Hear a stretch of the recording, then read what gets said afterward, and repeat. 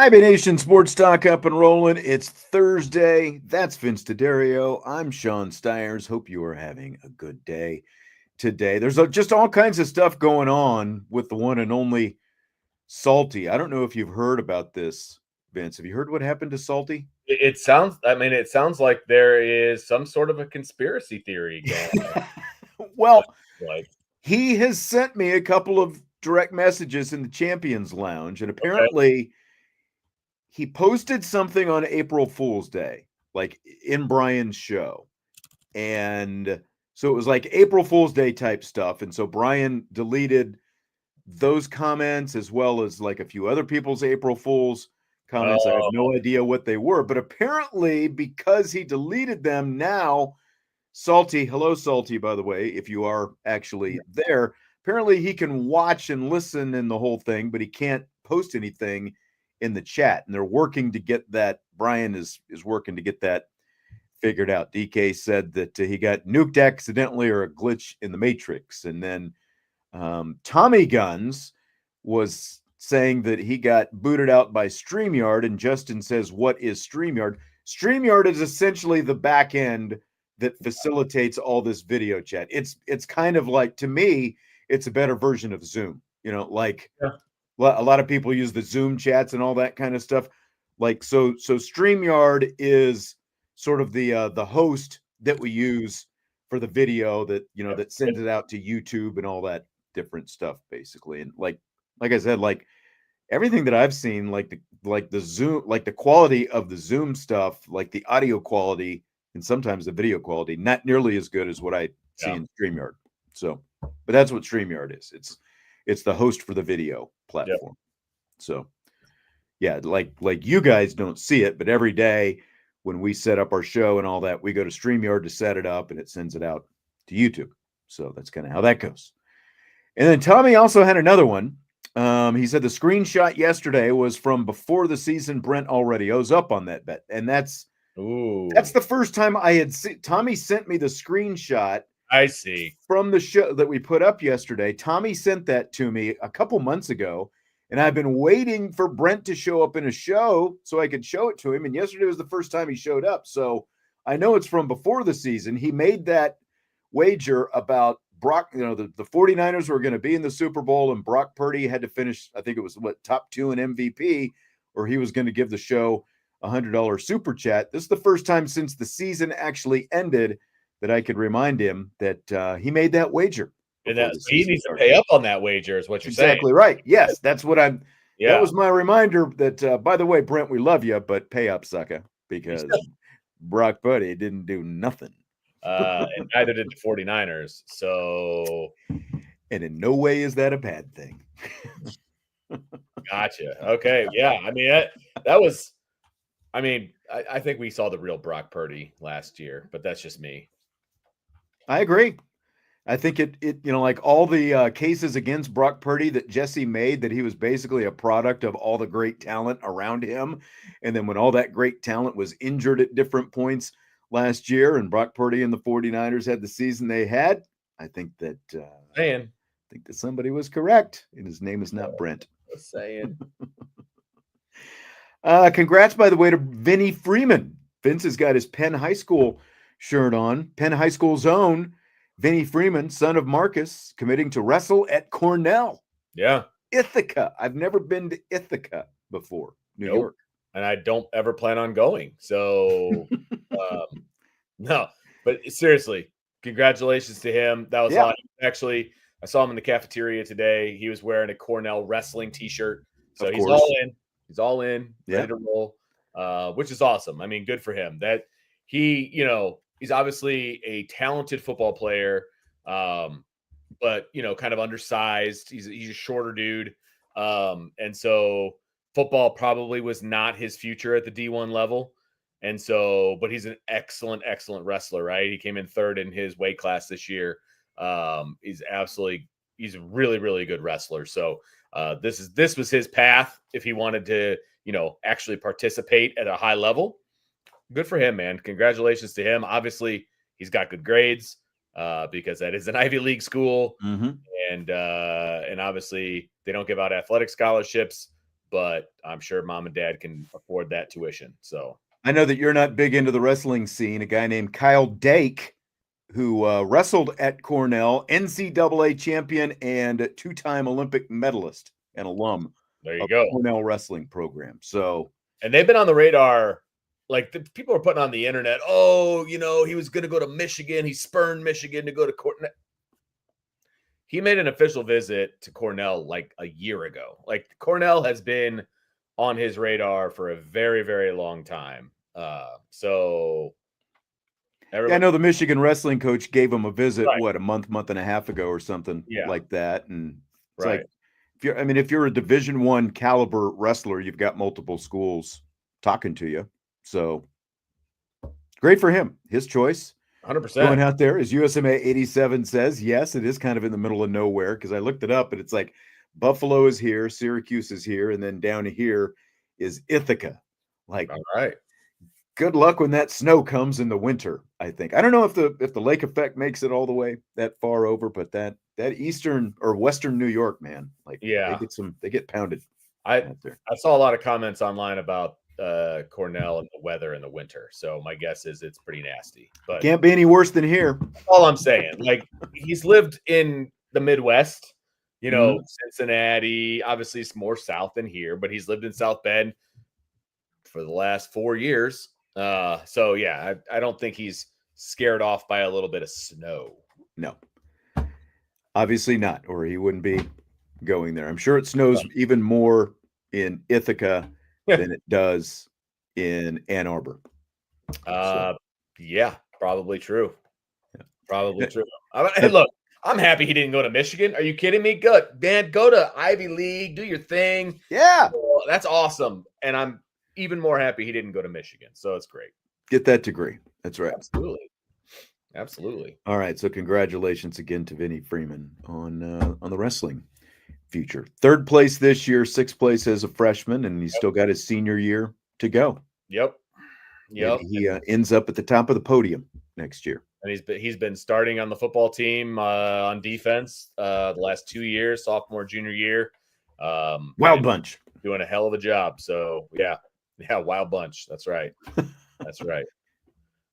They've been calling him the Wild Bunch for a long time, and there have been times that they haven't been quite as wild, I think, in recent years. They were not wild at the beginning of this year, if you really want to talk about it. They got much more wild in the back half of the season. So, but Vinny was the only returning starter this year too. So that was definitely part of it. He was a sophomore starting with 10 seniors. And this year he was a junior starting with a bunch of other juniors and a few seniors. So there's all new people, and they struggled at the beginning.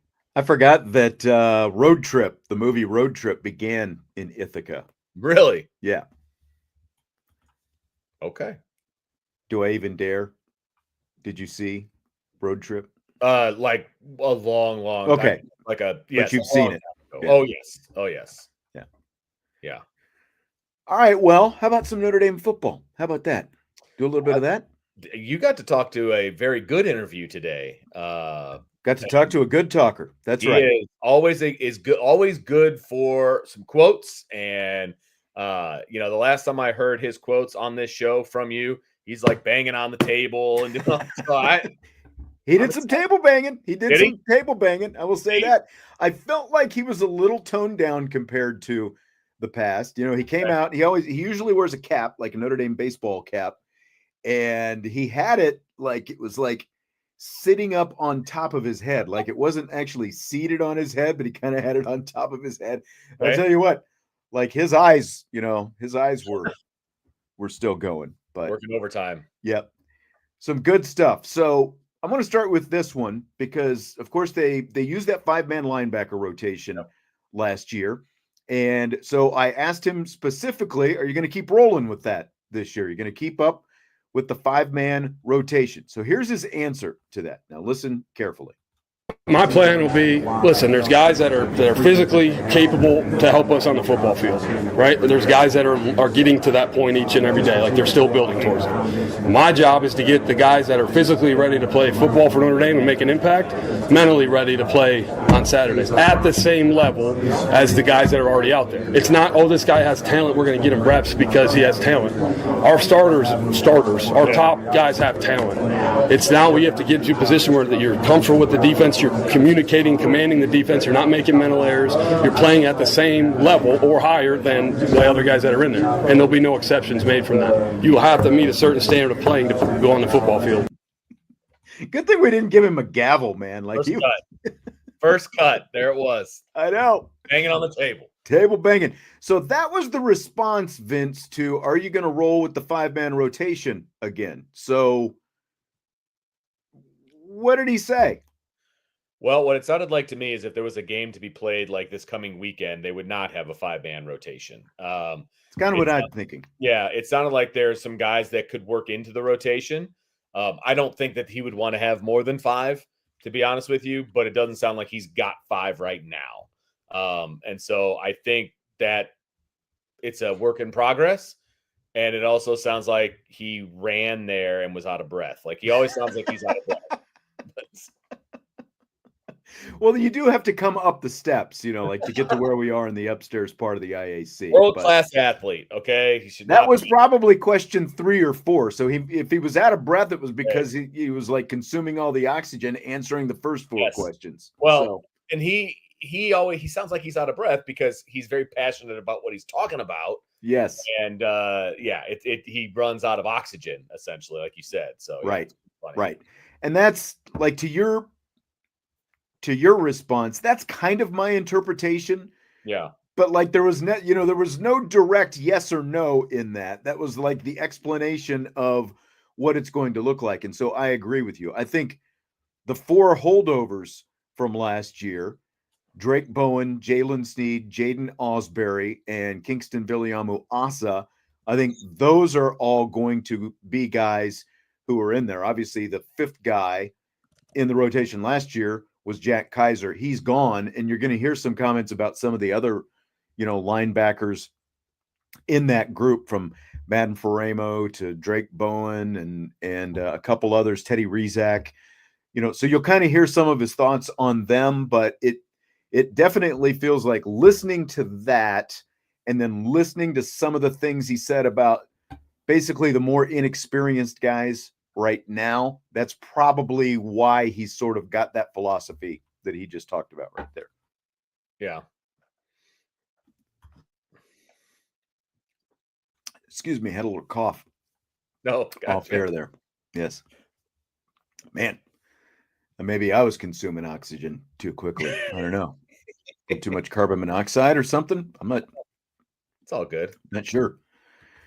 So he was also asked, like, speaking of other linebackers, Jaylen Sneed was a pretty prominent part of that rotation that they used last year. And he was asked about how to maximize Mr. Sneed this year. First of all, Jaylen Sneed, from when we ended the season to now, he's 235 pounds, right? He has never been that. Yeah. He has never been able to be above 220 since I got here, even before that, too. Jaylen Sneed has now consistently been to the point where you can't be over 240. Now that hasn't been a conversation, just that we had to have it. We haven't had that issue, but that has been the big difference with him. Is Sneed, you got to get up to 230, 235, and then the sky's the limit for you. But until then, it is what it is, and he's got himself in that position. And I couldn't be more excited about it. I mean, he's physical. His feet are more, underneath him. He's able to take on blocks. He doesn't run in there and bounce out. Now he can run in there, absorb it a little bit. He really looks like a linebacker. He does look like a linebacker. He's filled out, like listening to him talk about that 235. Like it's pretty obvious. Jaylen Sneed was not standing. He was sitting at a chair at a table up there when we were talking to him. So you couldn't get sort of the full appreciation, but definitely you can tell he is filled out in the torso and the legs more so than the last couple of years. So what kind of expectations listening to that, Vince, does it give you for Jaylen Sneed? Well, it sounds like his role could be expanded. I mean, he had a very, designed role in the past, come in, rush the passer, that kind of thing. Because he's right. He would go inside and he would kind of get banged around and he would get Exactly.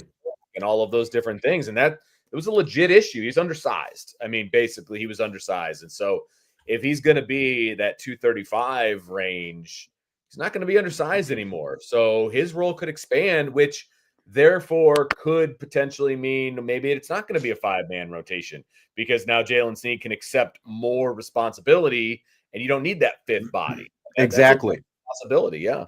Exactly. Playing inside more, like you said, holding up against some of that, playing more, gap to gap type stuff. Because we definitely have not seen, nearly as much of that from him, even though we saw definitely more of him last year and he had his best year so far, but we haven't seen him consistently be able to do some of that stuff that you're talking about. Stand up, go up against, like a pulling guard or, just a guard coming up to the second level and those kind of things, being able to, take on the blocks like that and shed the blocks and those kind of things. So again, like you can definitely tell that it's a bigger version of Jaylen Sneed, but like everybody else we've talked about, we haven't seen him do anything live yet. So what exactly that means, I don't know. It's one thing, obviously, to watch him go through a bunch of drills. It's another thing to see him actually go out there and play real tackle football. So right. No, I think early on it was mental with Jaylen, and I think they probably crossed that bridge now. And so now it was more of a focus on the physical, like getting up to weight and all of that kind of thing. So if with our powers combined, you know what I mean? You put those two things together and Jaylen Sneed can be a really big contributor at the linebacker level. And I think any contribution that you get from Jaylen Sneed above and beyond, kind of his niche role from before, it's going to be a huge bonus to that room. So that's exciting for the defense as a whole and for that room. I think that's really exciting. Yeah, I mean, I think if anything, like, you could still see Jaylen Sneed doing some stuff as, like on third down as a pass rusher and those kind of things.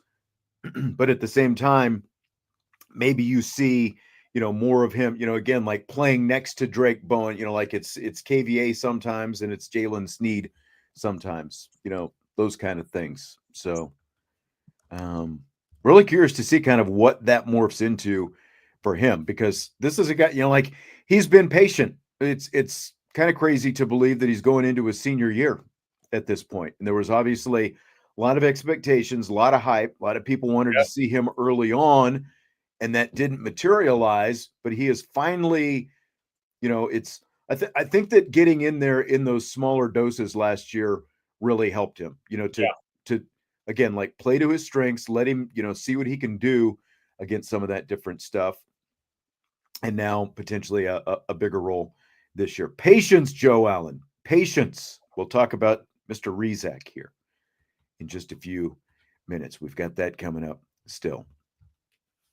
So, Jaden Osbury, another one of the linebackers, of course, predominantly a rover. He's added 5 extra pounds, and he says that he thinks it's going to help him play better against the run. Here's what Bullough thinks about that.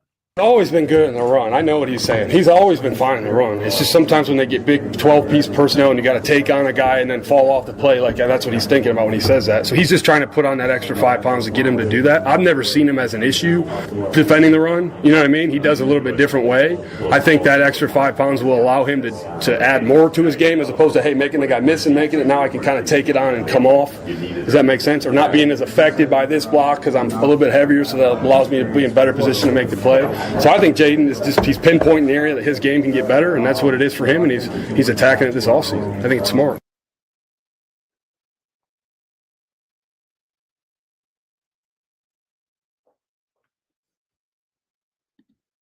I keep muting myself during the cut because all of a sudden we started the show and I've got like this congestion that's hitting me, so I'm coughing and I'm trying obviously not to cough into the microphone. Makes sense. Sorry about that. I thought it was on my end. I really did. I was messed up. Which happens from time to yes, time. I was like, oh, great. Here we go.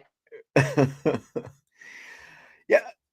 like where Notre Dame got gashed in some runs last year, we're kind of on those edges, and that's where he plays more. And so maybe that's kind of, what he's, again, like listening to Bullough and the thought process that, Jaden Osbury is talking about, again, bulk up a little bit stronger, a few more pounds to be able to play, the runs much more effectively. What do you think? Yeah, I mean, he said he's never really seen it as an issue defending the run, but now he can probably do it in a different way. And what that means is he was avoiding blocks as opposed to taking them on, which he's very quick. And so you can get away with that. But if you can also add to your arsenal taking on a block and fight through it, into the hole or fight through it or whatever, then again, that can make him that much more effective. So, like I said, I think it's just another tool to the tool belt for Jaden Osbury. And remember, like, if I'm not mistaken, he came in pretty much thinking he's going to be a rover. And I'm not saying they've done away with the rover, but the rover isn't on the field all that much. It's more of a nickel. And so exactly, if he wants to be on the field more, he needed to put on a little bit more weight so he can play inside. He can do some different things because, like, he was never going to be a nickel, right? So his only path was going to be, because he is super talented. Like, we all love what he brings to the table. He needed to put on a little bit more armor, a little bit more, as coaches say, a little bit more in the seat. You know what I mean? And so that's obviously what he's doing. And that's what you do in the offseason. You evaluate your game, or you have someone help you evaluate your game, obviously, as the coaches do. And you attack that in the offseason, and that's what he's doing. So I love that. He's trying to get himself on the field in bigger downs, and man, this linebacking core is really good. No, I agree. And and that's a good point about the rover as well, because Chris Ash, actually talked about that when we got to talk to him last week about the fact that it's basic, so much of college football obviously, has become a nickel game. Yeah. So you've got 5 defensive backs out there almost all the time now, or a high percentage of the time. Obviously, that changes, when you play, a team like Army or Navy, like an option offense, or if you're a 12 personnel heavy type team, that kind of stuff. It's, it's going to change. But for the most part, like, nickel defense is pretty much the base defense now. So, it's a good point about a guy like Ausberry. You want to get on the field, you do have to have a little bit more muscle, because they tried at this time last year. Remember, they were having him kind of try to see if he could do more nickel to keep him on the field. Yeah. And like that didn't necessarily work out as well. But I like your point as well that you made about, not just block destruction, but, like you're out there, and if you're a little bit stronger and you take on one of those guards or a tackle or whoever, and, like you can just force him, like into the hole, into the alley out there to clog that up, even if you're not able to physically make the tackle, if you're just able to disrupt it because you're a little bit stronger and you can affect it that way. Don't let him move you out of the hole. Like, you move him back into the hole. Right. Right. And then make the running back have to continue to stretch that outside. Yeah. Yep, absolutely. So the rest of Notre Dame, extra, junk in the trunk is definitely helpful. That's right. Sneed and Ausberry, both a little bit more junk in the trunk. Love it, I guess. All right, so now some Max Bullough on Drake Bowen going into his junior season and taking on some more leadership responsibility. I think we got a room. I think our linebacker, we take a lot of pride in the linebacker room as a whole being leaders, and not only the room but the defense and then the team. We like to say, we're the barometer of, we want to set the tempo. We want to have that. We want that burden. We want that responsibility, because we know, we'll be there to answer the bell. And Drake is thus far been the bell cow of that. Stepped out in front, and guys listen to him. He's done things right for year after year here. He's made plays. He's communicated, commanded the defense. He's put himself in a position where his teammates trust him, and that's ultimately, I'm sure, his goal. That's a great feeling, man. That's what you come here to do. Like, you come here to gain your teammates' trust, to gain your coach's trust, and to be the guy, and then to just go do it over and over and over again. And that's what Drake's in the middle of right now. Yeah, and again, like it feels like if Drake Bowen weren't becoming a leader going into his junior season, that would probably be, that would probably be more the story, wouldn't it? Oh yeah, 100%. Look. this is Drake Bowen's coming out year. Like he got on the field obviously as a starter last year, had a lot of time, that kind of deal. And that was good as a sophomore, right? He was able to gain all of that, but he still had Jet Kaiser there as the leader of that room, and he could just kind of play, right? Well, Jet Kaiser is now gone. He's going to the NFL draft. And now the leadership mantle gets passed to Drake Bowen. And I think he's perfectly lined up based on everything that we just heard there from Max Bullough. He's perfectly aligned to not only take that next step on the field, but to take that next step as a leader. And he's doing that. Like they said, they follow him. He's the guy. He's the dude. And I think that that's huge. And it's they couldn't have planned it any better. I know. Like you could literally just kind of see him absorbing everything from Jack Kaiser last year. Yes. Right. And then 100%. As a freshman, when Bertrand was there as well, like you could just see Drake Bowen just like all of this stuff oozing into his pores and, figuring all that stuff out. And, it's great. Like it just feels like in the snap of a finger, he's gone from freshman to now he's a junior. And, we saw great things from him last year, and I think that he's just going to step up and continue to be like an impact player on that defense this year. Well, I mean, he played 12 games as a freshman, primarily on special teams. He played 16 games, obviously, this past year, and now he's going to go into his final 2 years at Notre Dame being the leader of that defense, and that's exactly like if you would have sat him down when he got there as a freshman, you're like, look. For the next 2 years, you're going to learn, you're going to get better. That number 24 over there, follow his lead, see what he does, take it in.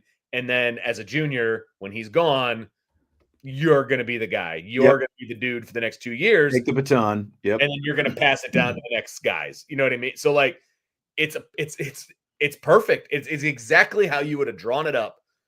With him kind of taking the mantle as a junior. He'll have it for 2 years, and then he passes it on to KVA or, Madden Frecero or whoever's next. It doesn't matter. Whoever, it's perfect. It's perfect. He's got 2 years of this now. It's a circle of life, Vince. It's a circle of life. I think Brian's stirring the pot. Bowen on D, he says. Carr on O, new talented young leadership. I mean, obviously, Bowen's a junior, or he's going to be a junior. He's got a lot. He actually, I don't know if anybody watched the show yesterday. Drake Bowen actually does have experience, Sean. He's real experience, not relative experience, yes. Like actual experience. He's played in 28 games. And it's real and it's spectacular, Vince. Yeah, that's right. Seinfeld, love it. But like he actually does have experience, and so I wouldn't put him on the same level as CJ Carr. But I love where your head's at. Like they're both going to be young, and they're both ready to take over, and I love that. So, yeah. By the way, I want to pause down here for just a second because I saw people are there's a new Salty Virginia Peanuts. Is that the real Salty Virginia Peanuts? I'm curious because. When he direct messaged me today, I said, have you thought about like maybe delete your account and then create a new one and see if that gets you in? Or could you go, see, all right, it's a brand new account. I'm glad that I could actually give some good advice. Yes, he's back. Deleted the old account and he's back with the new account. Perfect, baby. Perfect. Back. Glad it worked out. Awesome. Love that. Love it. Welcome back, Salty. Good to have you back, my friend. And it looks like he's got a picture, of course, of Jaden Greathouse as his avatar there. Of course. It only makes sense. It only makes sense, and I love it. Man, this is crazy. Like, literally all day long, I've had no issues. Of course. Since we started this show, I don't know if it's just because I'm talking and it's like rattling my chest around. I've got all this drainage going, but like Joe said, spring is coming now and all this weather stirring stuff up in the air. So, all right. So Brian said that he had to make a new account and T-Guns confirmed. Okay. So Brian said it first. Can't have anything on this show. All right. Just for Joe Allen, maybe some others though, too. Omaha's own Teddy Rezac. Here's Max Bullough. Man, Teddy's a football guy. He comes from a football family, a football area. He gets it. He gets it right away. You don't have to teach him how it works, how the locker room works, the hierarchy of it, how to interact with coaches, who to talk to. He's a glue guy for the room. I know I said that about Zint, but that's true for Rezac. He came in and already is that. He brings people together from this side of the room to that side of the room. The guys love him. He's funny. He's accountable. He's football smart. I mean, he's that's what I meant by he came from a football area. He can pick it up. He understands the lingo, the verbiage, the spatial awareness right away, where sometimes it takes some freshmen a little bit longer. Sounds like, he's got some leadership traits. Yeah, and he's got it between the ears, kind of like you're talking about, but maybe not quite at the stage, that a guy like Bowen was at last year. But, probably a little bit, longer kind of curve, but heading in the right direction, at least right now, going into his sophomore year. I think that's fair. And I think this is a year where, if he doesn't quite have it all ready to roll at the linebacker level, he could be, very, very helpful, in special teams and like on a coverage team, that kind of stuff. So, I think he's just fine. I think he's right where, like, they don't need him to be a guy this year. Like, that's not necessary. You know what I mean? So I think anything that he can give this team is a bonus right now. And if that happens to be, at the, on special teams, then awesome. You know what I mean? Because I think they like him. Yeah. Zinter, some of those other linebackers are perfect, like core special teams type guys. And he played 8 games last year. I mean, he played in 8 games, so he didn't redshirt last year. So that means he was on special teams at least half the time. And so I think he becomes a multi-special team kind of a starter guy, this season, and that's how he's going to contribute in 25. And we'll see what happens in the future. But it sounds like Max Bullough likes him. You can't have enough guys who have it up here and are football guys and come from a football family and all those things he said. You can't get enough of those kinds of guys. And those are the guys that you want flying down the field on special teams too. Right. Exactly.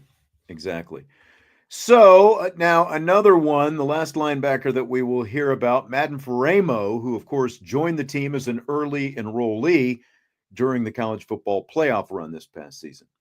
Madden's in a good spot. Madden came in early. He had about 3 weeks of practice in the playoffs or whatever it was, about a month, which is a very, very odd time to come into a football team. And then you switch coordinators, and then everything changes. So we're going from game planning at the extreme end of one and then to the beginning basics of another. So there's been a lot of things going his way. He lives across campus. He's got to, get to class, get back to class. The weather's different than what he's from. Saying all that, and we just got like the midterm grade reports back. Madden is doing, that's separate. So he's doing great in that regard. In football, I just talked to his mom, man. He is in the grinded out part of his career. Stuff is coming fast. There's new installs. There's new classes. There's new terminology. I'm playing a new position. Now all of a sudden there's crowd noise, and now there's a lot coming at him. Okay, he's done a great job. I think specifically this last week or so, everything's kind of slowed down for him a little bit. He's starting to hear the words for the second and third time, and not just the first. I'd say Madden's right on track where we'd expect him to be for where he's. Okay. Yeah, you've kind of got that look on your face. What's all that? What's all that say to you, Vince? Because I think we're probably on the same page here, based on what I'm seeing. Yeah, it says to me that he is not as far as fans think he is. Correct, and that's okay because he's still supposed to be in high school. Yeah, let's not. You don't need to fast track it, and that also kind of. And he's also not Kingston Viliamu Asa, and I think that's where a lot of comparisons came in. Both early enrollees, both from down in that area and that whole thing, right? I think it also reinstates the fact that, or reinforces the fact that earlier when he talked about the 5-man rotation, because everybody just thought that Madden Frecero was the guy that was going to step in and be that 5th guy. Exactly. He ain't ready, and that's okay. I'm not saying that as a negative thing. That's okay. But as of right now, on April 3rd. He's not ready. Okay, cool. That's why you're going to see some increased snaps from Jaylen Sneed, and you're going to, all of these other things that we already talked about, because Madden Frecero may not be ready yet, and that's okay.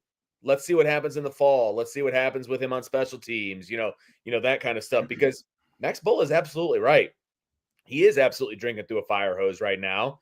When you join, it's got to be weird. It's one thing to join a team for spring ball. right? You have a month or so to get used to classes. Then you're in spring ball. It's a new team. It's new expectations, all of those things.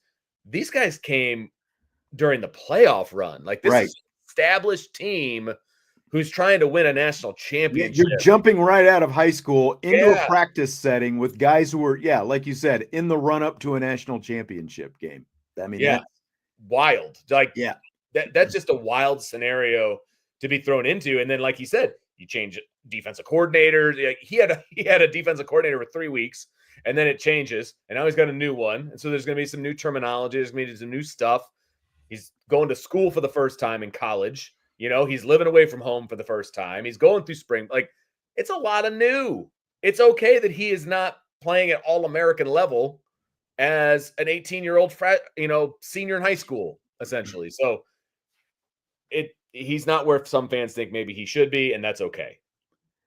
No, but like even when he came in, because that was my next question to Bullough after the Frecero was, he wasn't actually, like getting to do any of Notre Dame's defense, right? He was scout team, during the college football playoff. So like he was with the team, but he was basically, doing Georgia's defense and Penn State's defense and Ohio State's defense, that kind of thing. So he wasn't even, like the biggest thing for him is he just got to be part of the team and kind of, saw how practice is structured and got to go through all that, obviously. And what a cool experience again, like for a kid coming right out of high school to be practicing with Notre Dame while they're playing, getting ready to play for a championship. No expectations. You get to go on the road, you get to be with the team, you're in the hotel, you're at the game, you're on the sideline, you're wearing a jersey. Like, he basically got the coolest fan experience possible, no doubt, during a playoff run. You know what I mean? And then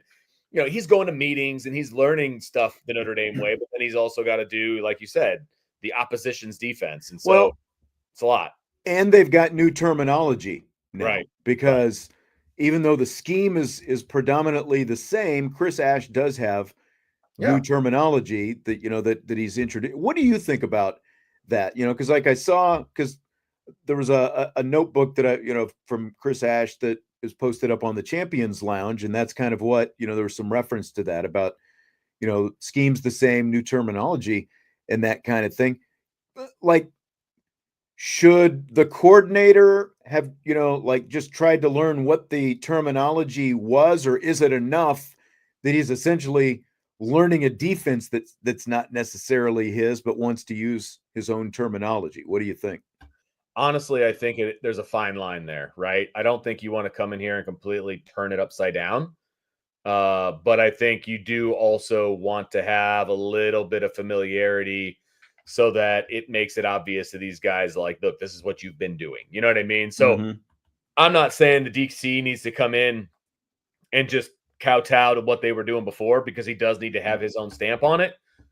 But at the same time, he doesn't need to completely change everything either. Like, there's I don't think he did. I don't think he changed everything, but there's at least, some things that he's probably more set with, that he wants him to be known as that, because again, he is learning, like he might,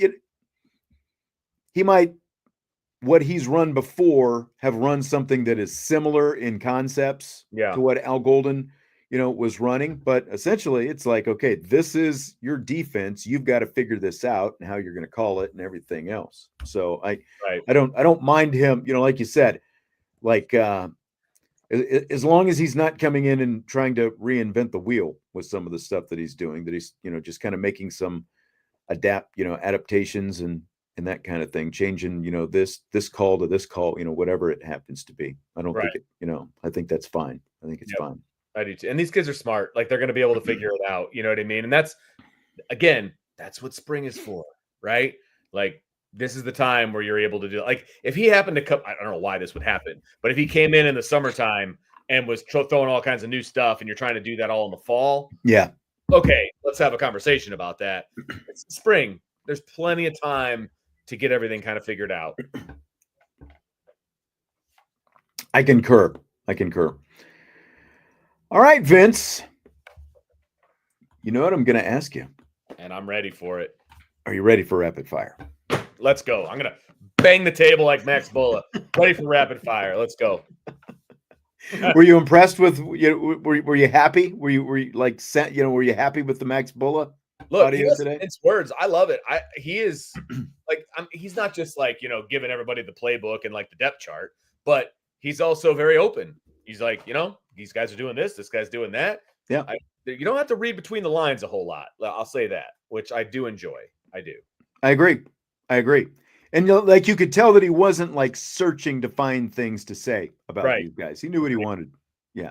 Knew exactly what he wanted to say. Okay. So we're going to hear from a few other coaches here to start off rapid fire. We talked with defensive line coach Al Washington recently.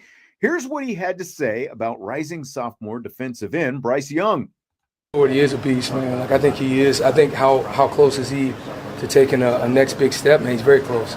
I think with him, man, I got to check myself. He's still a freshman in his freshman year. He played a substantial amount this year. I think the thing he is doing is working on the details of his craft. There's still much to learn. You think about as a freshman, where you go from a freshman to a junior, that's like a tremendous jump. And so his mindset is just focused on the details. So I think he is a beast. Obviously, he's talented. His mental makeup's elite, but that's his focus right now. All right, Vince, hearing that means blank to you. Look, it means Bryce Young is going to have a breakout year. I mean, and he had for all intents and purposes, kind of had a breakout year last year as a freshman.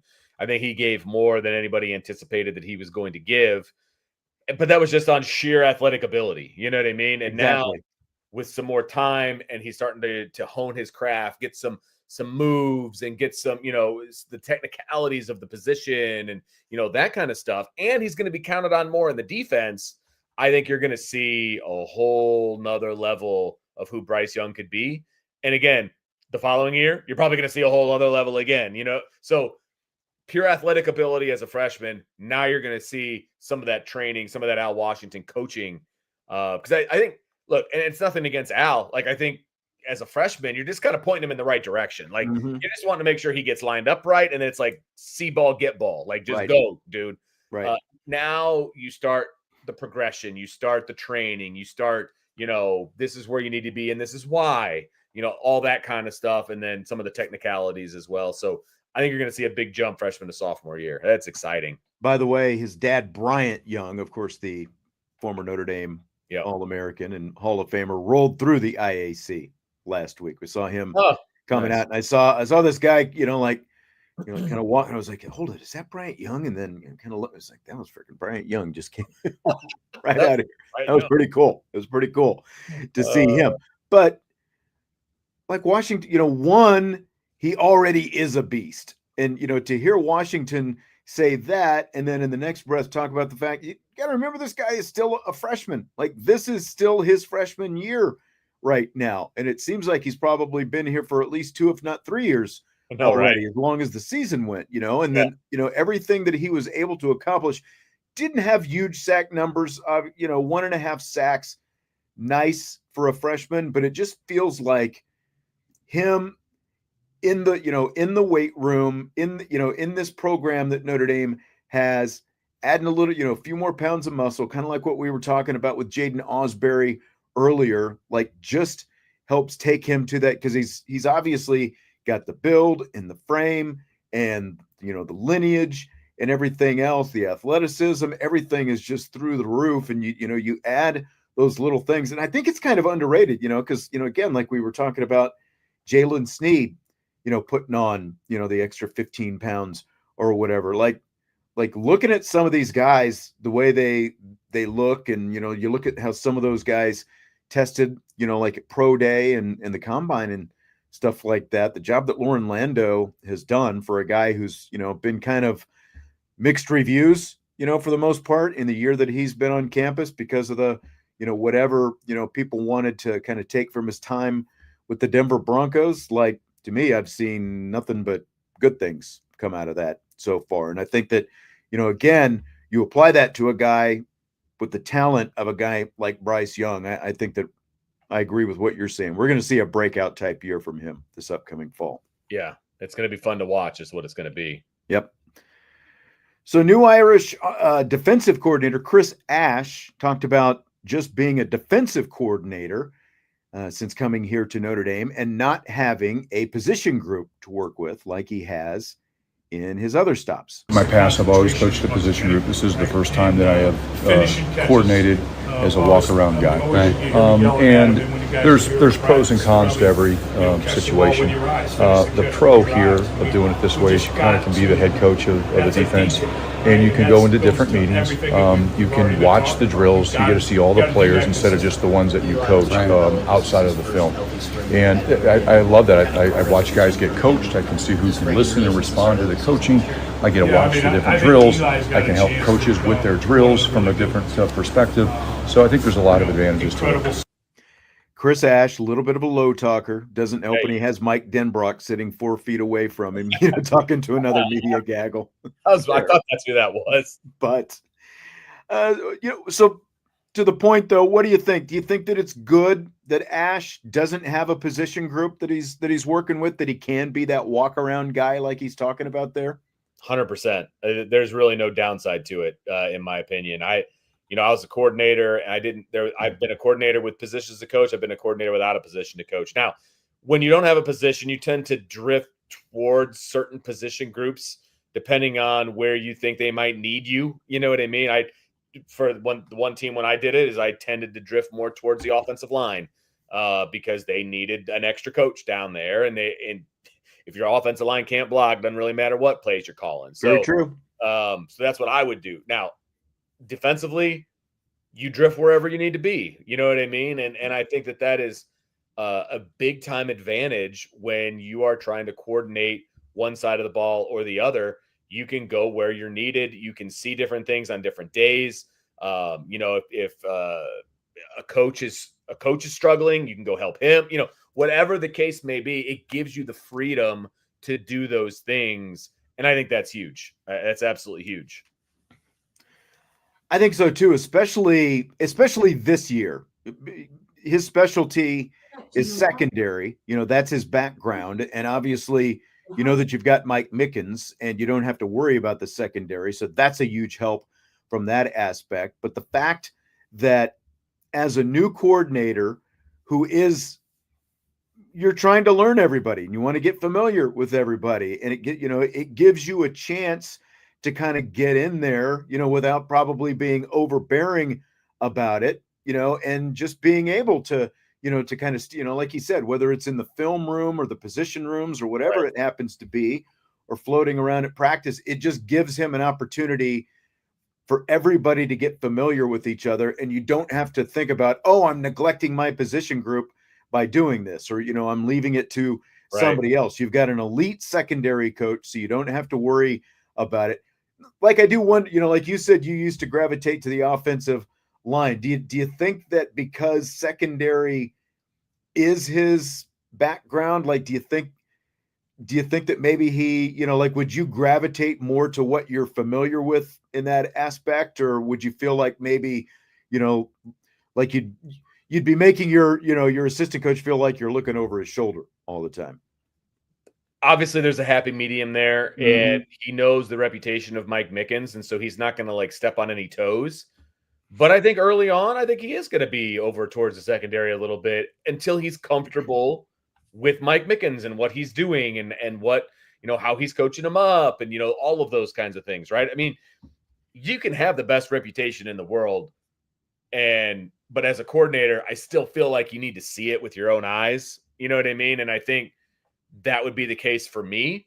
I would probably or maybe I want to hang down there just to see what all the buzz is about. Why is he such a good guy? Why is he such a good coach? Yeah. I want to see it, maybe I can learn a couple things from him, whatever the case may be. But yeah, I do.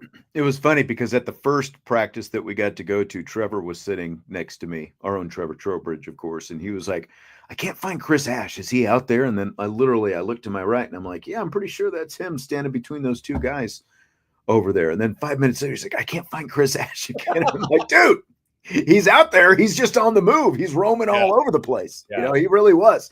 He was very active, getting all over the field. Love that. There on day one. So what do you think about what Joe's saying here? He says he thinks all coordinators should not have a position group attached. What do you I think think about that? In a perfect world, that would be great. You know what I mean? And I think probably with the way things are going, I think things are trending in that direction, because you can have analysts coaching and you can do, these different things. So like, does Mike Denbrock really need to be the tight ends coach? Probably not anymore. Maybe he enjoys it though. And which is fine by me too. You know what I mean? If you're good at it and you enjoy it, great. But I think things are trending probably in the direction of coordinators not having to be. Back in the day when you only had 8 assistant coaches, you had to. Like, you didn't have or 9, I think it was 9. You had to coach a position. Yeah. You didn't have a choice, and there's only so many guys that can coach. Yeah. So, and that's because they've opened it up so much and you Right. can have so many assistants. It really does feel like you probably shouldn't have a position group. You're like, once you're the coordinator, Right. and you can find quality assistants to do that. And Right. Again, like whatever your background is, you might still lean into that a little bit more. You might give a little bit more input. Again, depending on the level of experience, that your position group coach, again, like you wouldn't expect Chris Ash, to be, like all over Mike Mickens, running the secondary, because we know what a great secondary coach Mickens Right. is. Right. You'll see him wander over there though. Sure. Guarantee it. Yep, exactly. All right. So now we hear from another assistant coach, Mike Denbrock, talking about tight end Eli Raridon. I mean, I think Eli's got a chance to become one of the really good ones here. Incredible size, good movement skills, toughness. I really like where he's headed as a player. And it's been nice because I think he now getting through the season mostly healthy. Last year kind of helped him build confidence that, hey, I'm okay to do this again and do it at a high level. And I think he's just going to continue to climb. All right. So there's Mike Denbrock talking about Eli Raridon. Your expectations for Raridon are blank, Vince. They are high but reasonable. I'm not expecting him to be Michael Mayer. I'm not even expecting him to be junior year, Mitchell Evans before the injury, right? That's not. Could he be? Yeah, he's got the athletic ability to be that. I'm just nervous about, both surgery, all the surgeries he's had and the injuries and stuff like that. Is he going to be the athletic freak that he was when he got to Notre Dame? And what's that ceiling look like?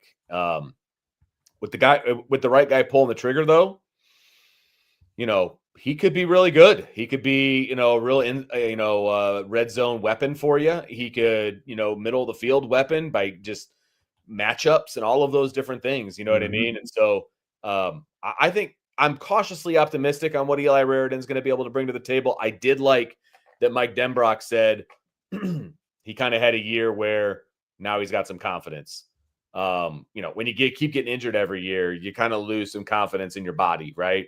Now he's got some of that confidence back. That can only be a good thing. Yeah, absolutely. And I mean, the dude is 6'7", like they're like, you can't teach that skill set. 6'7", and he's got, he's got the kind of body, he's got the kind of hands. I think just my realistic expectation for Eli Raridon, like I don't have to see freak plays and stuff like that. I just think that he is now going to be like the number one guy in that room, like basic expectation, because we don't even know what the personnel packages are going to look like, because that's something else. Like Chris Ash was asked about Jaylen Sneed, who we talked about in the first segment, and kind of where he is, and like he said, well, the offense is predominantly running 11 personnel this spring, so there's only so much that we as a defense can get into, because that's the look that we're getting right now, so like that bit, so again, like we don't know if we don't think it's going to be very 12 heavy. It wasn't last year. There were obviously some 12 opportunities, but we don't know, it's probably going to stick to more 11, but like could it verge into some 21 like we've talked about as well, so I just think that he's going to be the top dog in that room. And, like at the end of the day, he's going to be, I think he'll probably end up being top 5 in production as a receiver, when it's all said and done this coming up season. Yeah, I think that's fair. And there's, like I said, depending on who the quarterback's going to be, he's going to have some more options, more opportunities. And I think he is a receiving tight end first. And so depending on which quarterback it is, I mean, he could end up being the leading receiver. Again, he could be number 1. Number 9 in your programs, number 1 in your hearts. That's right. Okay, so after this week's news that Olivia Miles, Kate Koval, Emma Risch, and Kylie Watson enter the transfer portal, scale of 1 to 10, your level of concern with the Notre Dame women's basketball program right now. So 10 is most concerned. 10 is most concerned. 1 is least concerned. You know what? I'm going to put it at like a 5. And here's my reasoning why. I have a lot of faith in Niele Ivey and what she's going to be able to do, bringing people in from the portal and all of that. I just don't know who those people are going to be. And because of the unknown, I'm going to put it at a 5. I think I still think Notre Dame is a great program. I think Niele Ivey is a great coach. I think Hannah Hidalgo is a great player, right? And people are going to want to play with her. My only concern right now is that there's currently 3 scholarship players on the roster. So you got to do some significant building to get that roster back to, a usable, workable roster, right? Sure. That's a lot of players you got to find in the portal. I'm not saying they can't do it, but as I sit here right now on April 3rd, they got a lot of work to do. And so that's my only concern is I hope that those answers are out there in the portal and that they're not going to be strapped from a depth standpoint for next year. Does that make sense? Yeah, I have faith in the operators. It's just, are those people out there to bring in? Yeah. Will it be as attractive? I mean, there are over 1,100 women's basketball players in the portal right now. So there are a lot of players out there. They'll be able to field a team by the time it's all said and done. It's going to be a matter my question is it going to be as attractive this year to come join the Notre Dame women's basketball team as a transfer as it was last year when you were stacked and you had all these players and, you strategically, brought in a couple of players and they did pretty well. One did really well. King obviously averaging a double-double, but, is it going to be, how much more attractive is it going to be? So to answer the question, my concern level is 3 because, as you said, they've got to add some players from the transfer portal. But even had these players stayed, they still were going to have to add at least 5 players, probably 4, if not 5 from the portal. So really, you've only got to add a couple more. Now, you obviously have to find, the right kind of pieces. But I also look at it like this. If you were the Chicago Bulls and Scottie Pippen would have gone someplace and Horace Grant would have gone someplace and Luke Longley would have gone someplace, but Michael Jordan stayed put in his prime, you were still feeling pretty good, right? You had Michael Jordan and you just had to, surround him, with the right kind of people around him. And I mean, you have Hannah Hidalgo still, and she's right now, a finalist for the John Wooden National Player of the Year Award as a sophomore, and you've still got her. So you lost some free agents. You had some players, retire, i.e., their eligibility is done and that kind of stuff. You've got to put a team together, but you still have one of the best players in the country to build that roster around. So it's not, I don't think it's nearly panic level the way, some people have kind of made it out to me. Cause let me put it to you like this. I'm going to give you 3 players here. Okay. Which of these 3 players would be a must have for your team? Player A, average 5.3 points and 4.7 rebounds. Player B, average 5.1 points and 3.6 rebounds. Player C, average 5.3 points and 1.8 rebounds. Which of those 3 is a must-have? None. 0.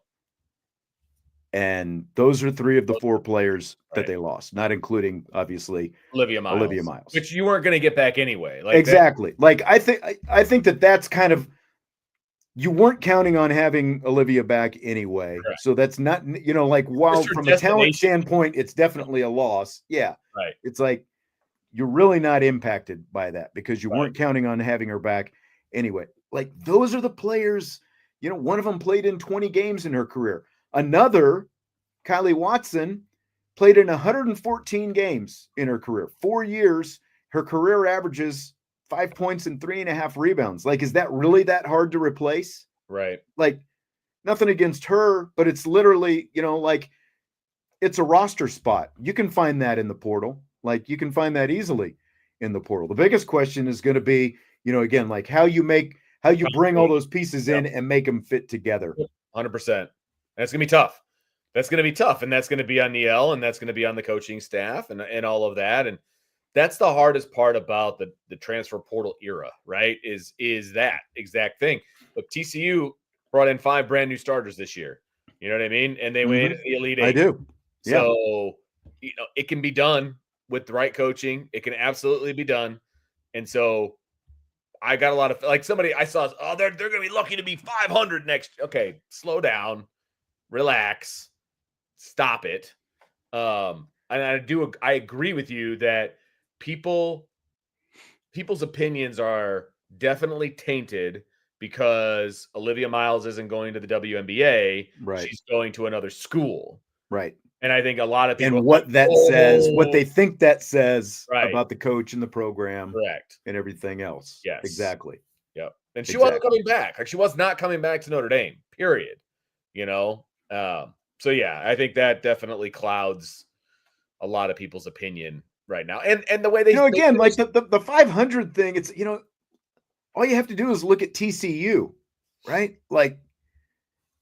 Just like you said, they brought in 9 transfers over the last 2 years, and all 5 of their starters were transfer portal players. Right. Now 2 of them were legit. I still don't get like all this redemption arc for Haley Van Lith. I mean, she made the decision to go to LSU. She still started for LSU. She still played for LSU. She just didn't get to be the star because there was more talent around her at LSU. Now they're making it out like, oh, people wrote her off and here she is. It's a great redemption story. Like still playing basketball, right? Like where was the dip? Right. There was only a dip in production because you were surrounded by better players. And look, she had the game of her life against Notre Dame last weekend. I mean, bottom line, that's what happened.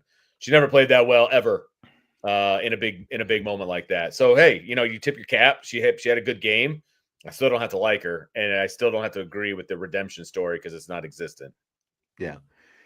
And Tommy's not happy with the 1-person recruiting class. And again, look, let's say you had gone out and like the last couple classes, you signed a couple more players, but they were, like instead of a top 20 player, like they were around 90th, 95th, so now, okay, you've got those players on your roster. So, okay, great. You've got roster spots filled, but you end up starting those players and you're closer to Virginia Tech than you are to NC State or what Notre Dame was this year. Like, does that make sense what I'm saying? Like, because you're settling, for much lesser talent.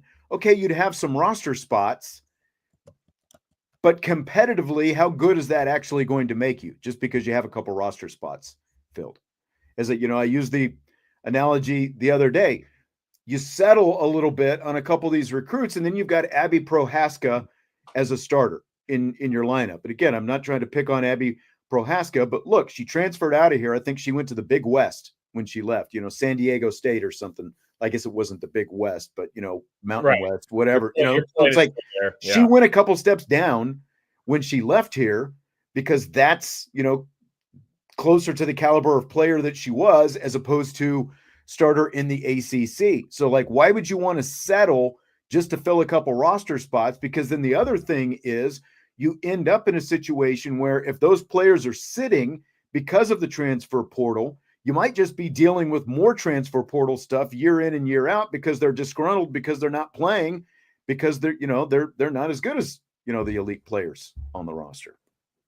So like, Yeah, I mean, it'd be great if you could get, maybe even, like another top 30 player or something like that. But you definitely, like, you can't start settling, or all that does, especially in a transfer portal era, is just create more issues for you that you're dealing with every year, as opposed to, like, we're only going to know this for sure, 4 or 5 years down the road. But, like, to me, this is kind of the, like, perfect storm, once, every 5-6 years kind of thing, where everything just kind of caught up with you all at once. Right. And you're also gonna see smaller recruiting classes across the board, because teams are going to use the transfer portal. That's part of it too. And so you're not going to see teams bring in 3, 4, 5 people anymore. Like, you're just not. So they're going to be picky. They're going to be choosy about who they bring in. Tommy, I'm willing to give you a pass, because I'm sure that you don't, like, follow women's basketball, like, closely. Like, he asks, is Ivy no longer able to recruit top players? Literally every player that she has signed since she's been at Notre Dame has been a McDonald's High School All-American, with the exception of 2.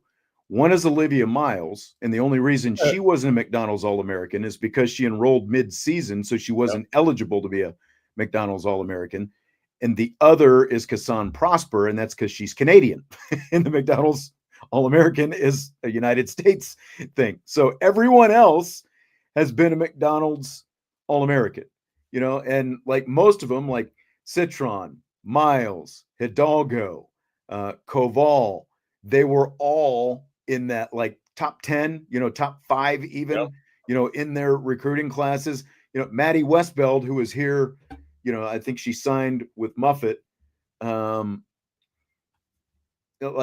think she was, more like top 15, but I think it's also because I think, if I remember right, like, she didn't go to like the right camp or something like that. So she wasn't rated, quite the same or something like that. So Tommy is saying his point is keep bringing them in. Well, I mean, again, like, you can't get them all every year. There are other people competing to get those players as well. Like, one is out in Storrs, Connecticut. There's a guy down there in Louisville. There's a guy down, out there in Texas, and, this woman out there in South Carolina who does pretty well bringing in talent as well. I mean, it's obviously very competitive, but, she's obviously hit, on a lot of players over an extended period of time. So yeah, it's not like she's not recruiting. It's just that, you might get one, but you're not going to get them all. And they don't want to settle too much with what, when they don't get some of the big ones.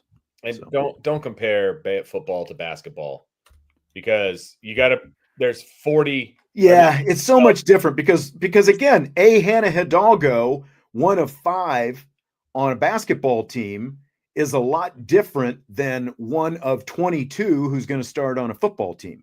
Right. Like, the impact that you can have. Right. And then, I mean, to be honest with you still have a long snapper and a holder and a kicker and a punter. There's like 30 starters on a football team. There's 5 on a basketball team. Like that. It's not comparable. Tommy, we're just going to have to agree to disagree, because you need to go look up recruiting classes and where they rank when she brings them in. She's got top recruiting classes every year. So, right. Just, you're not making the argument you think you are. Right. Again, so last year she brought in Kate Koval, top 5 player, right? So again, if she had brought in top 5 Kate Koval, but then also brought in top 80 whoever, again, like, is top 80 whoever, okay, she's probably saying, okay, I'm on the roster, going into my sophomore season. This is an opportunity for me now. So she's going to ride it out and, be here for at least one more season. But then what happens if they bring all these other players in from the portal who are better than her, and now she's not playing? She's probably going to transfer after her sophomore year, going into her junior year, right? So, yeah. Scott says, my arguments about why losing players is no big deal falls flat. If we had top 10 caliber players staying / from high school, then sure. But Kylie, Emma, and Koval could improve. They could, but Kylie Watson has played 4 years in college at this point. So it's not a 1 year average. She's averaged 5 points and 3.5 rebounds in 4 years. Right. She was about to get her 6th. So you're going to panic about losing that. And again, this is not a shot at her, but the numbers are what they are, right? They could improve, but to what extent? Like, you would have expected more of a bump from junior year to senior year, and you didn't get that. Again, I think, and no, the exodus does not suggest it's a culture issue, because all you're doing is looking at your own team. Do you think that other teams aren't dealing with transfer portal issues as well? Like, this is the first time this has happened in 5 years. And you're talking about a bunch of role players, with the exception of Koval, because she is a freshman and she was so highly rated. You're talking about predominantly about a handful of role players that you're losing. So, like, why are you panicking about that? Will KK stay after she entered the portal last year? I don't like, again, like, to me, it's an opportunity for KK Bransford, to play this year now. And she did decide to stay. So we'll see. I get it, man. Like, if you're going to throw your arms up in the air, panic about it, okay. But I guarantee you, a year from now, they're going to be much better than a 500 team. They're going to be an NCAA tournament team again. And they're going to be, like, going into the last couple of weeks of the season, they'll be at a minimum competing for a top 4 seed in the ACC tournament, which means you get a double bye. Agreed. And, let's see who they bring in too. And then we can compare who left versus who's coming in. We can put that stat line that you have for the 3 players that left versus the stat line of the players that are coming in. And we'll see where Notre Dame is at. And the thing with Rish, like, he's talking about Rish, like, she could get better. Okay, well, she's played in 20 games in 2 years because she hasn't been healthy. So, like, there's no guarantee that she's even going to be healthy next year. And I went back and I was talking, I think it was either yesterday or the day before. Like, you remember Allie Campbell? You probably don't, but Allie Campbell was a freshman in Neil Ivy's first season. She was the Pennsylvania State Player of the Year, and everybody freaked out because she transferred after that season ended. And Allie Campbell went, transferred to Penn State. She ended up playing at Penn State, and she averaged 5 points over the course of her career after everybody freaked out that Neil Ivy, year one, lost the best player, ran the best player off, whatever else. Like, we live in a transfer portal era now. So it's like, it's not like, just because you have a couple transfers and you have one season like this over the course of the last 4, that doesn't mean the culture of the team's bad and she's lost the team. All it means is you have individual players making individual decisions for themselves about where they want their careers to go. And like Watson, just like Miles, went into the portal with a no contact thing. So obviously she's been talking to somebody and she knows exactly where she wants to go as well. Right. Yep. Agree. And look, now I'm not even going to go any farther. You're beating a dead horse. Because I'm not going to convince anybody one way or the other. That's fine. Like I said, if you want to be panicked, you'll be panicked. Right. But I think that when everything comes through the wash, I think it'll be fine in the long run. I'm holding out judgment until I see who's coming in, and I'll compare it to who left. And that's the other thing we don't know, so obviously, yet as well. Yeah. Yep.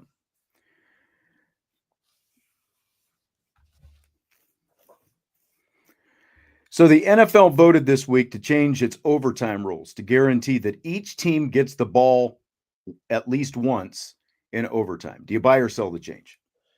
I mean, as a fan, I buy it because if it's an overtime game, it's probably going to be exciting and you want both teams to have an opportunity.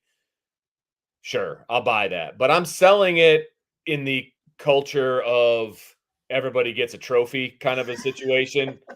Like, but that's your answer to everything, Vince. It's like, oh, everybody gets a trophy. Now we got to give everybody the ball in overtime. Everybody gets a chance. Everybody gets an opportunity. How about you make an opportunity and you stop them so that you can have an opportunity? Like, you lost the coin toss. Sorry. I mean, to be honest with you, like if a team, we've seen it before, like a team could hold the ball for basically an entire quarter and you don't get the ball. You know what I mean? Like I don't know.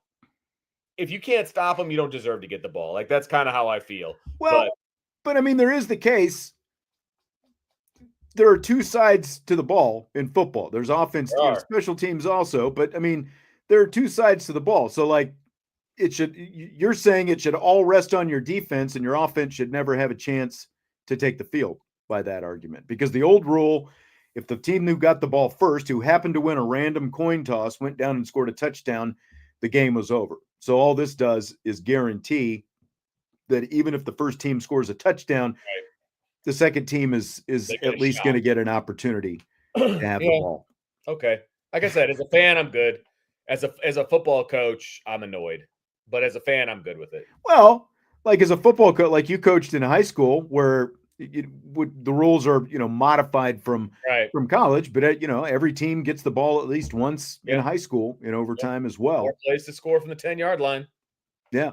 Like personally, I think in the NFL, I would rather see them just do what college does, but like instead of starting like with a kickoff. Yeah, like start off at the 40 or even, the 50-yard line and make you have to move into field goal range, something like that. I would much rather see that. Yeah, because starting at the 25, you're already in field goal range. So like I would start them a little bit further back than they even do in college. Yeah, start them at the 50. I think that's fair because, I mean, you've got kickers making 60-yard field goals, right? So you only have to gain like 10 yards and you're already in field goal range for some of these guys. So, yeah, I would be okay with that too. Like just eliminate the kickoff. Like don't play it like a normal football game. It's overtime. Like, hockey's got a shootout. Soccer has a shootout. Like let's go. I would be much more in favor of a college style overtime than I would the NFL overtime. Yeah. I buy it though. I like the fact that they're giving each team the ball. I think the bigger question, like in regular season games, feels to me like you might just be increasing the odds that a game is going to end in a tie rather than one, like actually having a winner or a loser. And that is much more, like everybody gets a trophy, gets a ribbon kind of thing to me than anything. So I added one in here because the NFL made another change. They are going to technology to measure first downs this season. They're going to use this Sony Hawkeye virtual measurement system. There's going to be, I think there's going to be a chip in the football, and they're going to have this chip in the ball. Okay. Yeah. Scale of 1 to 10. How much do you like this move? Going with technology over old school chain gangs. So are they still going to have the chain gang out there? Or they're getting rid of them? The chain gang will still be out there as a backup. And, I think for visuals so that you can, you can see, where the first down is and all that stuff, but will actually be this Hawkeye system with 8K cameras, 6 8K cameras for optimal tracking of the ball's position, according to what I read that they're going to do. I would like a best of both worlds situation. I would say stick with the chain gang, but if you're going out to measure, then you go to the Hawkeye or whatever you want to call it. And it makes it that much easier. I hate when they come out for measurements. It's the most unscientific way to figure out if there's an actual first down or not. You know what I mean? Like you see these old guys just trotting out there and they got the little marker.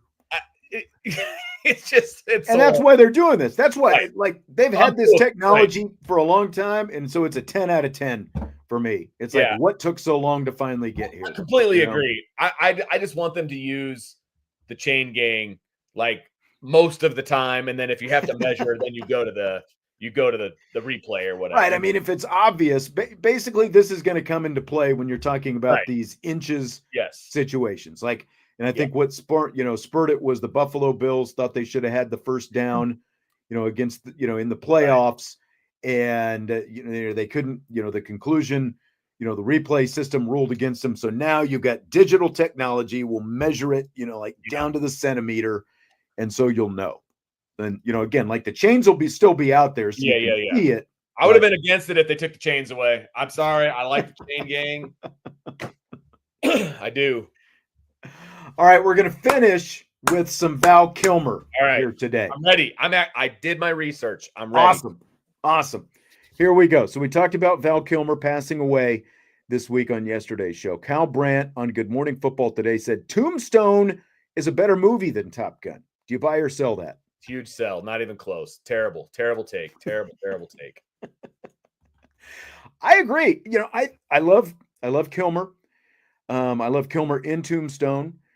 I like Tombstone, but to me, I think like Kilmer's Doc Holliday is probably the best thing about the whole movie. You know, like little over the top in some points, you know, with a lot of the acting, a little overly dramatic. So I just think, you know, I mean, everything about Top Gun, we've both been in, I think, like we're totally in on that, right? I mean, Tom Kazansky, Iceman, the bar scene, you know, hey, you figured it out yet? Who's the best? You know, like, and, you know, like you've got the beach volleyball scene, you know, like Tom Cruise, obviously, you know, you're everyone's problem and you're danger. You know, I guess we're not even talking about Val Kilmer's thing, but I mean, like Cruise is the perfect hero. Anthony Edwards is the perfect best friend. Kilmer is the perfect antagonist. It's great. It's a great 80s movie is what it is. 100%.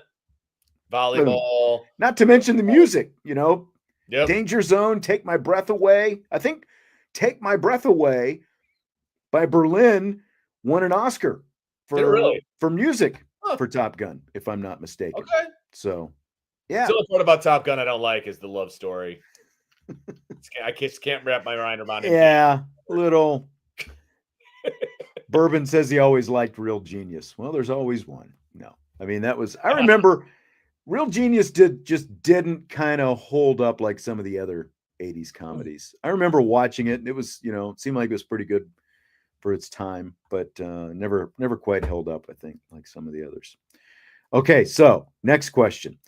If you could have made Val Kilmer a co-star in another Tom Cruise movie, so in other words, Tom Cruise is still in the movie, but you add Val Kilmer as a co-star in another role in the movie, what movie would it be?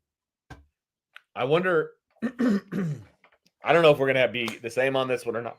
Excuse me. I'm really curious to see what you're going to say, honestly. Yeah. It's Days of Thunder. Ooh. So you make him Rowdy. Who played Rowdy? The guy from Princess Bride, right? I can tell you in a second. Wasn't that who it was? Let's see here. Trying to find the cast here. Rowdy Burns, Michael Rooker. Oh, not who I thought it was. That's not a bad. I haven't seen Days of Thunder in a million years, but that's Click. You're thinking of Russ Wheeler, Carrie Elwes, or whatever his name is. There you go. Russ Wheeler took over for Tom Cruise when Tom was. That's right. That's right. But that's how long ago it's been since I've seen that. Yeah. His original nemesis was Rowdy Burns, and that's Val Kilmer, man. I think that would have been kind of tough though, because like a lot of people basically thought that Days of Thunder was Top Gun and race cars. Right, which is why it's perfect. Yeah.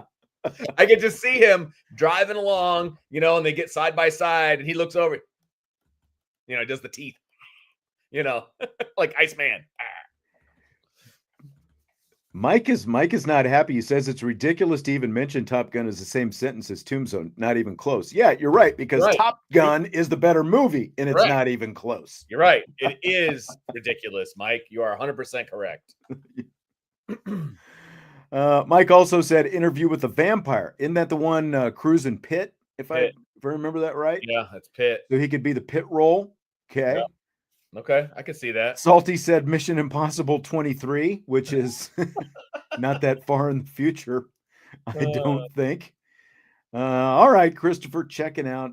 Appreciate you being here, as always. I went with a few good men. I really kind of had a hard time after coming up with this, because like I originally kind of thought Cocktail, but like, you know, the counterpart is an older guy, and he kind of had to be older to have that wisdom. They would have been the same age. Yeah.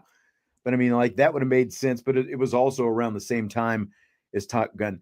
I went with A Few Good Men, and I feel like Kilmer could have either been the Kevin Bacon, like the lawyer, or he could have been the lieutenant, Kiefer Sutherland.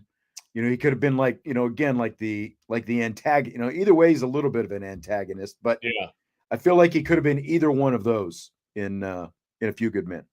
I could see both of those. I could. Yeah, I could see both of those. That's I thought like when you first said it, I was thinking like his buddy that was on his same legal team, and I was like, I don't see that. Yeah, not Kevin Pollak. No. Yeah, no, I didn't see that one. But yes, Kevin Bacon I could see, and Kiefer Sutherland I could see for sure. Yeah. Yep. Also, would have kind of been fun if he had been in Mission Impossible, like Salty said, Mission Impossible 23. Like if he would have been in the Mission Impossible with him, like they could have been, like they could have made like 10 movies together, something like that. I don't know if he probably wouldn't have wanted to be the sidekick, but that could have been fun as well. Considering, like as Kilmer's career went on, it's not like he was making a bunch of big hits for the most part. This is true. That is very, very true. Yeah. What about sports movie? Is there a sports movie you would have put? Well, obviously Days of Thunder is the one that originally came to mind. Now, I had a hard time with this one because a lot of the sports movies, they just have kind of iconic roles to them, and kind of fitting him in is very difficult for me. What did you come up with for a sports movie? Can I give you Vision Quest? Oh, wow. Not Matthew Modine. He's either Shoot, like the guy that Matthew Modine wrestles at the end, or he's Cooch, who's Matthew Modine's, best friend. The guy who was said he was, he claimed that he was of Indian heritage, but he turned out that he wasn't actually of Indian heritage. I feel like Val Kilmer could have easily, because again, it's like mid 80s. He's still in really good shape and all that. Like, think of how good a shape he was in Top Gun, for example. Okay. I can see that. So that's what I came up with. Okay. Not bad. How about the Russian guy from one of those Rocky movies? Ooh. Yeah, like he could have been Drago. Drago, that's what it was. Yeah. I don't know how tall Val Kilmer was. Like maybe that fair. It might not have worked. He towered over Tom Cruise, but that doesn't mean anything. That's true. He could have been a sparring partner for Stallone. All right, so you couldn't come up with a sports movie then? Well, I just did. I just said Drago from Rocky. So okay, Drago from Rocky. That's your answer. Okay, that's where I'm going to go. Days of Thunder. I consider that a sports movie. Oh, that's true. As a sport. That's true. That's actually that's a really good call. I like that. I said, literally, I think when it came out, people were like, "Oh, it's Top Gun in a race car." I mean, that's they're not wrong, is the thing, which I think is hilarious. They're not wrong at all. Whoever said that, which is probably why I like that movie, to be perfectly honest with you. DK says Kilmer is Rudy. Now that would have been hilarious. Yeah, I don't know. He's D-Bob. Yeah. Like the later version of Val Kilmer could have been D-Bob, but Salty, this is a good one. He could have been Chet in Weird Science. That would have been a good one. All right. Well, I think we used all our Val Kilmer content for today, Vince. Mike wants him in Varsity Blues. Would he be the coach? Was that I Don't Want Your Life? He might have been too old. He might have been too old by then. Vanderbeek, because that movie came out in 1998. Probably would have had to be a coach by then. Yeah, Val Kilmer was probably pushing 35 at that point. So, right. Yeah. North Dallas 40. Like, that could have been one they could have made a remake of. That's true. I like it. All right. Well, that's going to do it for today. We will be back mañana. We've got plenty of more Notre Dame football talk that we'll have going into the weekend. We've got a practice coming up on Saturday. So looking forward to Brian says MacGruber. Was he in MacGruber? I don't even know what MacGruber is. MacGruber is the Saturday Night Live spoof Oh, of MacGyver. okay. And it had Will Forte as the lead guy. Was Val Kilmer also in MacGruber? I don't remember that. You got me on that one. Are you looking? No, I was looking for oh yeah, so you're the one that sent it today about Val Kilmer was Iceman the later years. Oh, did you? That was hilarious. That was fantastic. He went on Saturday Night Live a few years later and they did a sketch called Iceman the Later Years. And he goes in and it's like Will Ferrell and one of the other guys. I can't remember who it was, but he comes into the cockpit of this. He's like an airline pilot. He's like an airline pilot, and he keeps, he's like throwing out, like dangerous. Yeah, I'm dangerous. You're dangerous. Coming up on my 6. He's like he's having Top Gun flashbacks while he's the pilot of a passenger. Look, is that the guy who always brags about being at that Top Gun school? Right. Like, he's got a hat that says Iceman on it. That was really, really good. That was really well conceived. I was laughing out loud when I saw. I'd never seen that before. That was awesome. Me neither. I don't know how that got lost because it is fantastic. I need to see if I can find the whole thing because I don't even think it was the whole thing. No, it couldn't have been because it was only 2 minutes long and it was obviously got cut off. I need to find the full one too because that was so good. Yep. All right. Well, that is going to do it for today. Appreciate you being here. Good feedback, good comments. As always, and hit that like button before you leave, and we will talk to you tomorrow on Aviation Sports Talk.